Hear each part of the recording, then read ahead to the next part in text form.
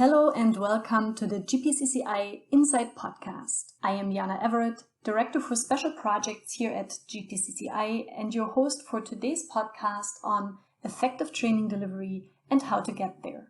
According to Statistica, the global workplace training industry had a market size of $370 billion in 2019. Despite this huge investment into training, some other studies show that the majority of these training efforts were actually ineffective.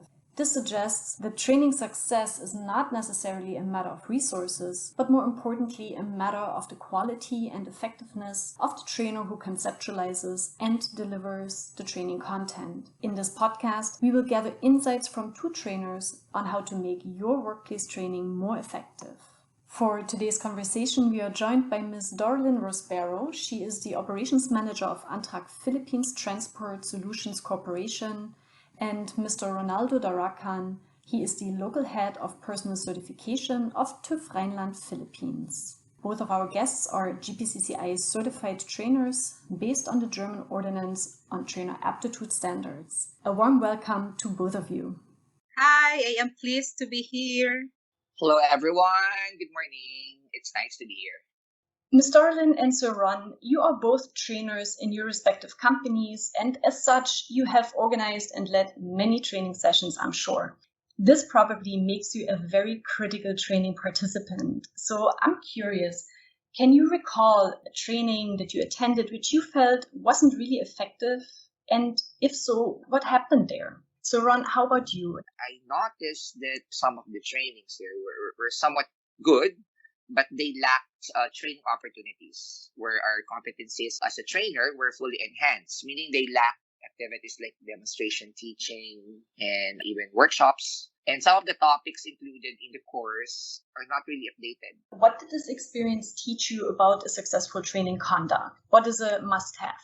All right. Through this training, this Train the Trainer International Basic, I learned that the delivery of training is also based on the quality of the course design. And in doing so, we need to consider both the regulatory requirements, the learning competencies from the learning institutions, and the key performance indicators set by each organization to ensure alignment as to the realization of learning outcomes. I also learned the importance of training needs analysis, or TNA, prior to course design and delivery. TNA serves as the assessment as to what training to be conducted relative to the coherence between performance and competence of each trainee. And one thing that I think is very much important I learned from this training is that we need to be learner-centered. Ms. Dorlyn, how about you? What have you learned over the years participating and conducting trainings?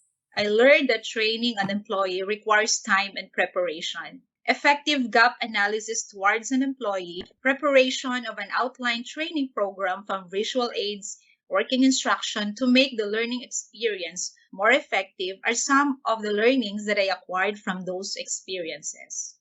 Ms. Dorlyn, I know that Antrak Logistics provides on-the-job training opportunities for students. What is your advice for a successful OJT? A healthy collaboration with school to align curriculum and apply this in our training plan for OJTs is a must. We've already experienced doing as well some field exposure, which is also an effective component for our OJT program for them to have a visualization on the actual application of theories taught in school. As mentioned earlier, you both attended GPCCI's 5-day Train the Trainer training, and you are now certified as in-company trainers based on the German Ordinance of Trainer Aptitude Standards. So, Ms. Dorlyn, let me start with you. What elements of that training do you actually apply as a workplace trainer and why?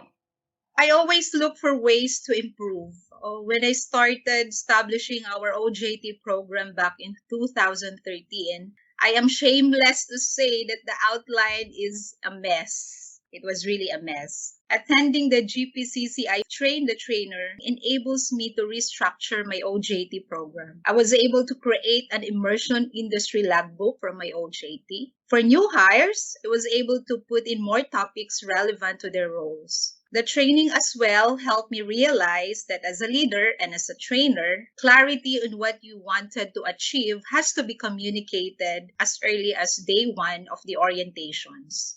How about you, Sir Ron? What elements of the Train the Trainer do you apply in your trainings and why? I apply the essence of adult learning principles that focus on FEE. So F is the feedback as part of the M&E system or the monitoring and evaluation system. E, the first E as mentioned earlier, is engagement of learners. The second E is experience as component in activating their prior knowledge during group discussions, workshops, or even breakout sessions. I also apply the differences among approach, strategy, and technique because these are really different from each other, even though they are closely intertwined. I apply that approach is really prescriptive in nature. Strategy is procedural and sequential, and techniques is personalistic and stylistic. These are reflections of the personality and the orientation of trainer. That's why there is actually variability in terms of the training delivery. Okay. But this house of training must be aligned with adult learning principles. And I also learned the crucial roles of a trainer. And I realized that trainer is not only a subject matter expert, he is also a process manager. He's not only a instructor, but also a facilitator. That's why when I conduct training, I'm no longer using the monologic style of teaching, but I'm using the dialogic style. So as a trainer, I'm not just a sage on the stage, but I'm also acting as a guide by the side. I agree. I think in adult learning, there is a different way of approaching the participant. And yes, as you said, maybe the monologue is not as effective with adults who have their own thinking mind and want to contribute to the conversation. And that is how they internalize their learnings. So Ron, you are working with TÜV Rheinland, a certifying body, and I would just be interested to hear your opinion about the importance of being certified as a trainer. For me, certification is a clear proof of competence and a seal of compliance in performing a Herculean task with confidence. So, international certification like this one, the Train the Trainer International Basic, is a validation and verification that such desired knowledge, skills, and attitudes, or KSA, were fulfilled, and the person is ready to perform his roles and responsibilities as attested to by a third-party provider. We need to also take note that the concept of impartiality and integrity is being embodied in having an external party to certify specific qualification titles. And lastly, international certification like this one would mean that a certified person has demonstrated global competitiveness, that he or she is at par with other specialists around the world. Thank you both for those interesting insights that you have given based on your learning and also teaching experiences, and of course also the contributions that you got from our GPCCI Train the Trainer training. Are there any other topics or tips and tricks that you can offer to our workplace trainers who are listening in right now? Ms. Darlin, how about you? Yes, Shana, first I wanted to thank GPCCI for giving me an opportunity to share my experience and journey as a trainer. On the tips, of course, I was able to obtain various insights from this program, from training preparation to execution. Actually, the training helped me gain confidence to speak in a bigger audience, as well as to say yes in this podcast. To our aspiring trainers out there, I wish you the best of luck. Take the discussion seriously and pass the certification. After the training, I am sure that you will realize that we have a noble responsibility of making a positive change in our organization to enforce lifelong learning to our colleagues as well as customers. And enjoy! Thanks, Ms. Darlin. Exactly. Let's enjoy this journey as a trainer, as you called it. And how about you, Sir Ron? Being a trainer yourself, what is your advice to your fellow trainers who might be listening in today? Since the road to success is always under construction, as certified trainers, we need to sharpen our saw, our competitive edge, to share our knowledge without losing our own. We need to keep ourselves updated. Attending seminars, summits, and training programs are relevant to our qualification title is really a must. And to top it all, we should always raise our bar of excellence a notch higher. Because as trainers, there's no way to go but up.